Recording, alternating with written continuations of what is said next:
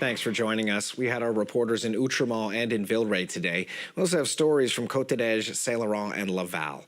But we're going to begin tonight with news that Quebec's health ministry says the province's new agency, Santé Québec, is going too far with its cuts to some services. There is a $1.5 billion deficit in health care, and the agency, which only took over 2 weeks ago, is tasked with balancing the budget. But in a letter obtained by Radio-Canada, the deputy minister is asking Santé Québec to review how it's approaching its cuts, especially in home care. Quibino Oduro has more. Quebec's healthcare network is running a large deficit, and the health minister, Christian Dubé, recently handed over the network to a new agency, Santé Québec. They were tasked with balancing the budget. But now, only 2 weeks after it took over, its plans to cut services is being questioned. In a letter obtained by Radio-Canada, the deputy health minister has asked the head of Santé Québec to review cuts related to home care.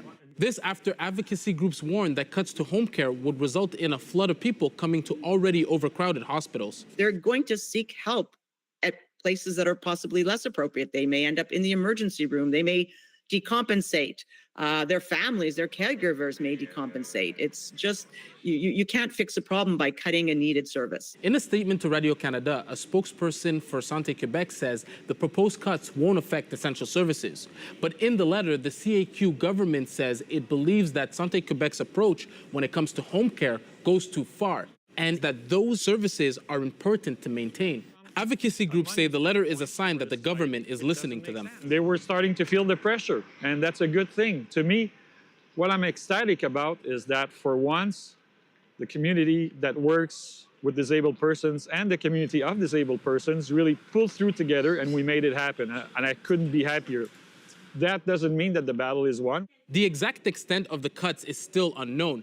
They have yet to be made public, but they have to be done by March 2025. I'm also, on a wait list for hip replacements. So I share everybody's, really profound concern that wait times are going to be increased, that access is going to be more and more difficult, if not impossible. So you can well imagine that there's a certain degree of panic from patients and families. One group, L'Étoile de Pacho, which helps children with disabilities, says it met with Santé Québec, and it came out of the meeting feeling like they were heard as well.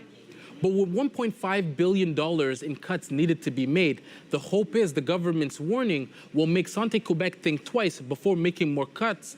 They say will make the healthcare system be in much worse shape. Quibino Oduro, CBC News, Montreal.